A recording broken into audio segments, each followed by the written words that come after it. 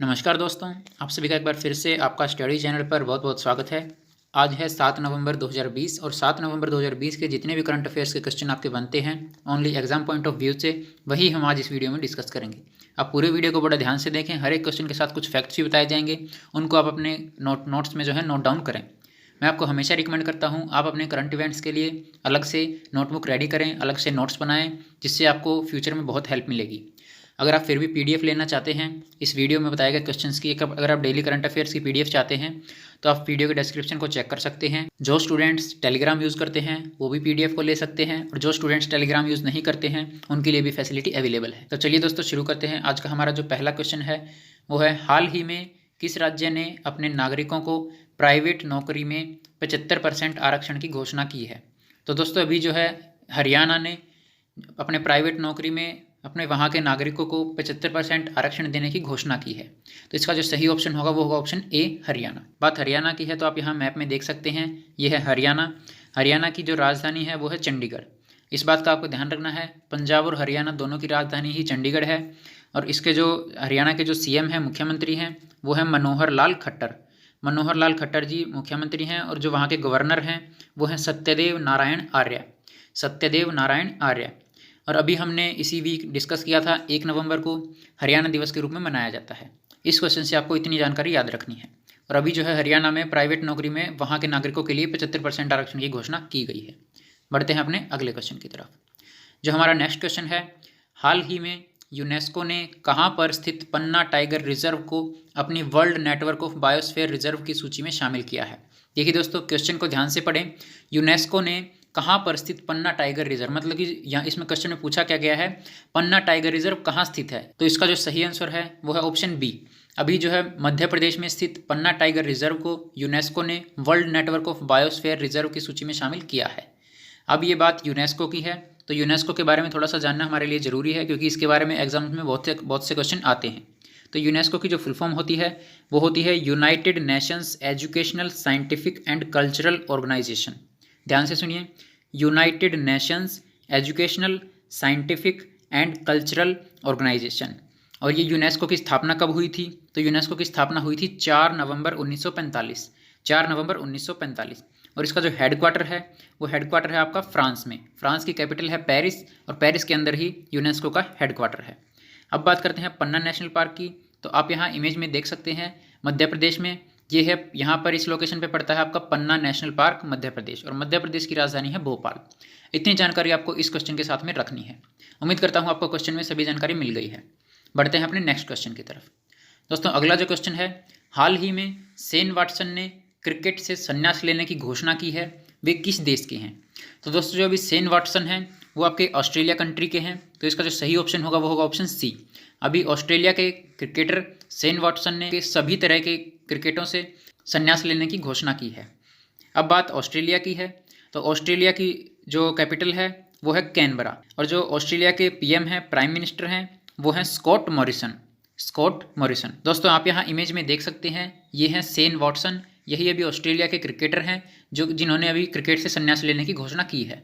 बढ़ते हैं अपने अगले क्वेश्चन। जो हमारा नेक्स्ट क्वेश्चन है वो है, हाल ही में ONGC विदेश के MD व CEO कौन बने हैं? तो दोस्तों ONGE विदेश के जो MD व CEO बने हैं वो उसका जो सही आंसर है वो है ऑप्शन ए के गुप्ता। ए के गुप्ता जी अभी जो हैं ONGC के CEO और MD बने हैं।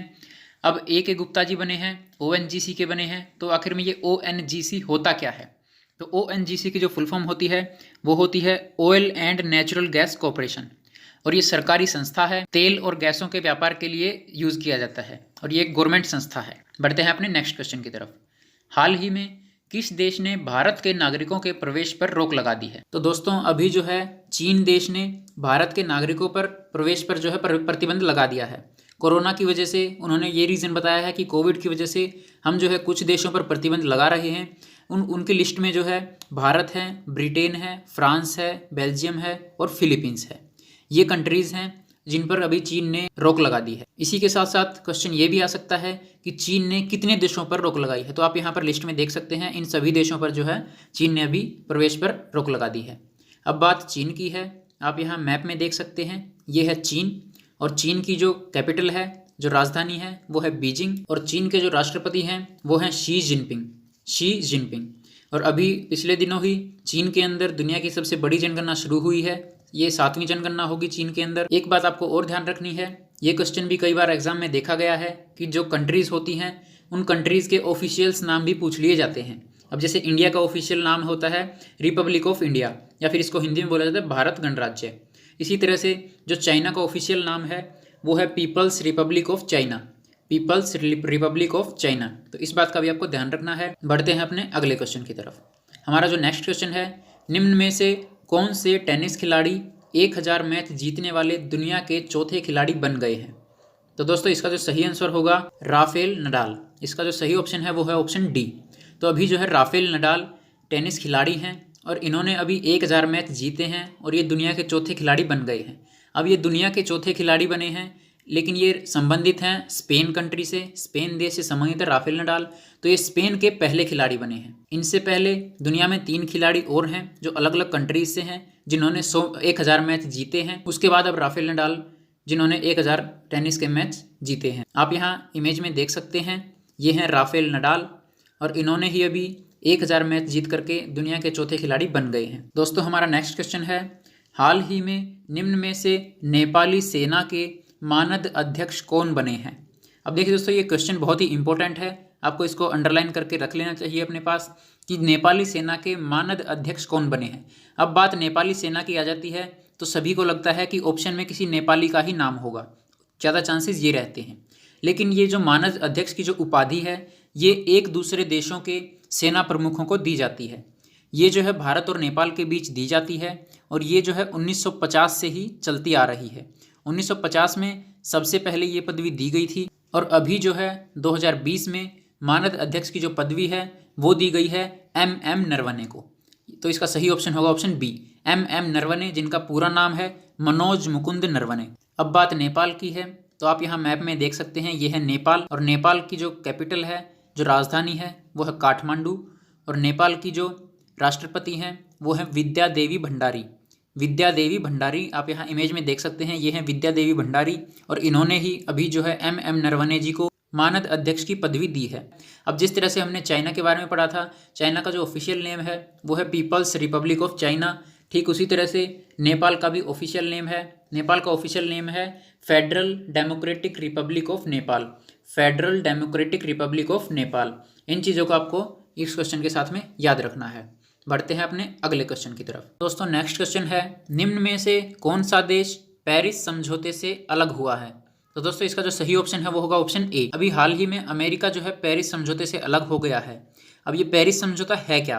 पेरिस समझौता देखिए दोस्तों, ये 197 देशों के बीच समझौता था। 197 देशों ने इस एग्रीमेंट पर साइन किए थे, जिसके अंदर जो अर्थ का जो एटमॉस्फेयर है, जो धरती का जो वातावरण है, उसके अंदर जो टेम्परेचर बढ़ता जा रहा है वो किसी भी रीज़न से है, चाहे पोल्यूशन से है, चाहे फैक्ट्री से है, चाहे धुएं से, चाहे जैसे भी है, उस टेम्परेचर को कंट्रोल करना और पर्यावरण के प्रति अपना दायित्व निभाना, एक दूसरे की हेल्प करना, एक दूसरे की मदद करना, इसके लिए जो है पेरिस समझौता किया गया था और इस पर जो है 197 देशों ने हस्ताक्षर भी किए थे। अब इन्हीं 197 देशों में से अमेरिका जो है पेरिस समझौते से बाहर हो गया है। अगला जो क्वेश्चन है, हाल ही में निम्न में से किसे न्यूयॉर्क प्रांत की विधायिका के रूप में चुना गया है? तो दोस्तों इसका जो सही ऑप्शन होगा वो होगा जेनिफर राजकुमार को अभी जो है न्यूयॉर्क प्रांत की विधायिका के रूप में चुना गया है। लेकिन अब बात न्यूयॉर्क की है तो ये हमारे लिए कैसे इंपॉर्टेंट है एग्जाम पॉइंट ऑफ व्यू से? तो देखिए दोस्तों ये इसलिए इंपॉर्टेंट है क्योंकि ये जो जेनिफर राजकुमार हैं ये भारतवंशी हैं और ये जो है भारतीय अमेरिकी समुदाय से ताल्लुक़ रखती हैं। अब भारतीय अमेरिकी समुदाय के बारे में मैं आपको पिछली वीडियोज़ में भी बता चुका हूँ, एक बार फिर से रिपीट कर देता हूँ। भारतीय अमेरिकी समुदाय वो होता है जो भारत के लोग अमेरिका में जाकर के रह रहे हैं, उन्हें बोला जाता है भारतीय अमेरिकी समुदाय।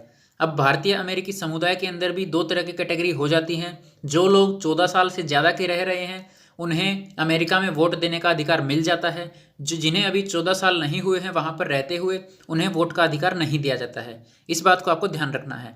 ये अभी इलेक्शन चल रहे हैं, उस केस में आपको इन चीज़ों के बारे में जानकारी होना जरूरी है। एक बात और, ये जो जेनिफर राजकुमार हैं ये दक्षिणी एशिया की पहली महिला हैं जिन्हें न्यूयॉर्क प्रांत की किसी विधायिका के रूप में चुना गया है। इतनी बातें आपको इसके साथ में याद रखनी है। आप यहाँ इमेज में देख सकते हैं, ये हैं जेनिफर राजकुमार, यही जो है दक्षिणी एशिया की पहली महिला हैं जिन्हें न्यूयॉर्क प्रांत की विधायिका के रूप में चुना गया है। बढ़ते हैं अपने अगले क्वेश्चन की तरफ। नेक्स्ट क्वेश्चन है, हाल ही में फराज खान का निधन हुआ है, वे कौन थे? दोस्तों इसका जो सही ऑप्शन है वो है ऑप्शन सी, अभिनेता। अभी हाल ही में फराज खान का निधन हुआ है। वे एक अभिनेता थे और वो काफ़ी समय से बीमारी से ग्रसित थे, जिसके चलते अभी उनकी मृत्यु हो गई है। आप यहाँ इमेज में देख सकते हैं, ये है फराज खान और इन्हीं की अभी मृत्यु हुई है। अब बात करते हैं अपने लास्ट वीडियो के क्वेश्चन की। हमारे जो लास्ट वीडियो का क्वेश्चन है वो है, अमेरिका में चल रहे राष्ट्रपति चुनाव में भारतीय अमेरिकी मतदाताओं की संख्या कितनी है?